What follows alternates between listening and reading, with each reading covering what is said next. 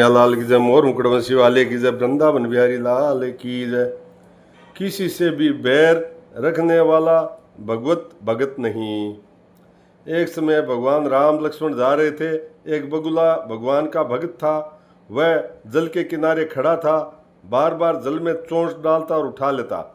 लक्ष्मण जी ने राम जी से कह रहे थे कि मेरी जैसी भक्ति और भी कोई करता है क्या? भगवान तो गर्वहारी हैं।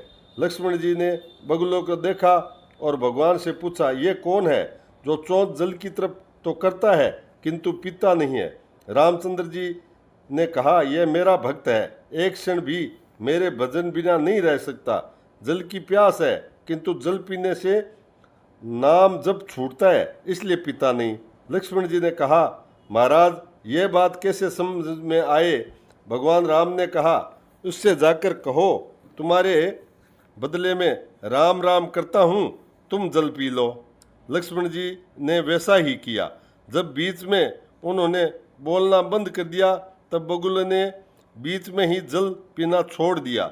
लक्ष्मण जी ने कहा, हे प्रभु, मुझे अहंकार था कि मेरे जैसा कोई भक्त है क्या, वह नष्ट हो गया। हमें इस दृष्टांत से क्या लेना चाहिए? हमें भगवान की ऐसी भक्ति करनी चाहिए कि एक क्षण भी भगवान की स्मृति बिना नहीं बीते। जिसके भगवान की स्मृति रहते हुए ही सारा काम हो, ऐसा पुरुष ही भगवान का भक्त है।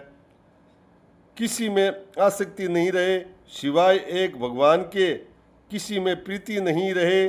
साथ साथ एक बात और होनी चाहिए, सब प्राणियों में किसी में भी बैर न हो। एक दो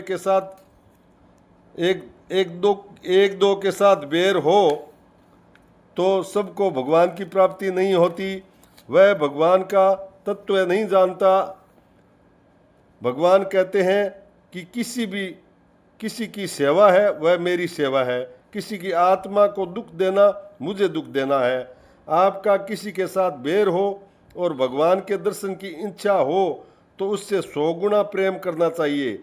यदि किसी के साथ बैर करोगे तो भुगतान के लिए संसार में फिर जन्म लेना पड़ेगा। इसलिए प्राचीन युग में कोई मरता तो उससे पूछते कि किसी के साथ तुम्हारा बैर तो नहीं।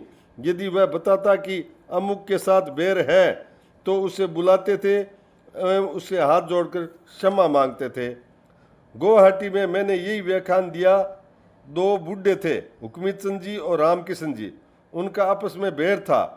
हुक्मीचंद जी ने रामकिशन जी से क्षमा मांगी, पर रामकिशन जी ने कहा, तुम्हें अन्याय किया था, मैं क्षमा नहीं कर सकता।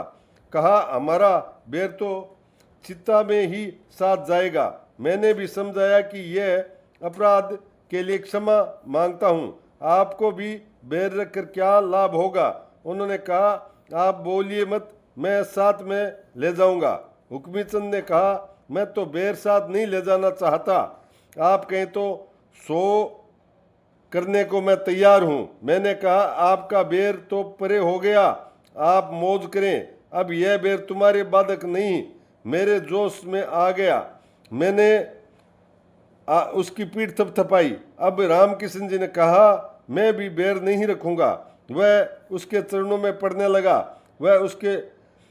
लगा। जैसे मेरे भी इस प्रकार पीठ थपथपाने का काम उसके ही पड़ा। उसका प्रेम नेवरता देखकर मन में यह बात आ गई कि वहाँ यही श्लोक कहा, माता भाइयों, सबसे यह प्रार्थना है, यदि किसी से किसी का बैर है तो ऐसा मौका मिलने का नहीं। मनुष्य जीवन में यह मौका मिलना कठिन है। प्रथम मनुष्य जीवन मिलना ही कठिन है। भागीरथी का तट, वृक्षों में उत्तम वट वृक्ष, फिर कथा में नटखट साक्षात भगवान, ऐसा मौका कहाँ मिलेगा? हम लोग तो तर्पण के समय शत्रु को भी तिलांजलि देते हैं। गंगा तट पर आ ही गए, कोई बैर बन गया तो उसे बैर को हटा देना चाहिए। जीता हो तो चरणों में पड़कर मिटा दें। और जिसे क्षमा है वह भगवान का प्यारा है, जो स्वयं अपराध के लिए क्षमा मांगकर चरणों में पड़ता है। जिसके हृदय में निवृत्ता है, दया है, वही बड़ा है। राजा युधिष्ठिर का नाम अजातशत्रु था। उनके साथ कोई बैर करता तो भी वे प्रेम ही करते, उनका कोई हित करता तो वे हित करते। अगस्त्य जी ने जब राजा नुहुस को शाप दिया, शीघ्र सर्प हो जा, ऐसा ही हुआ। अब राजा चरणों में पड़ गया, कहा दया करिए। उस समय अगस्त्य ऋषि मुनि ने कहा, तुम्हारे कुल में राजा युधिष्ठिर होंगे, उनके दर्शन करके तुम मुक्त हो जाओगे। जिस देश में महाराजा युधिष्ठिर वास करते हैं वहाँ महामारी नहीं आती, वहाँ अकाल नहीं पड़ता, सब सत्यवादी होते थे। राजा ऐसे धर्मात्मा थे कि उनका नाम अजात शत्रु पड़ गया। शत्रु कोई पैदा नहीं हुआ, दुर्योधन शत्रु था ऐसी बात नहीं है। युधिष्ठिर मन में दुर्योधन के प्रति शत्रु भाव नहीं था। मेरे हृदय में किसी के प्रति शत्रुता नहीं है, मेरे लिए कोई भी भय नहीं। आपस में किसी की बोलचाल न हो तो क्या दशा हो, दशा मत पूछिए। आगे जाकर दोनों बिल्ली बनकर भूख भूख कर मरेंगे, कुतिया बनकर लड़ेंगे। इसलिए यहाँ ही अपना बैर और क्षमा कर लें। बोल श्री कृष्णचंद्र भगवान की जय, मोर मुकुटवंशी वाले की जय, वृंदावन बिहारी लाल की जय।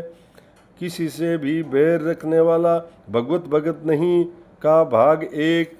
दूसरा भाग कल श्रवण करेंगे। श्रीमन नारायण नारायण नारायण, श्रीमन नारायण नारायण नारायण।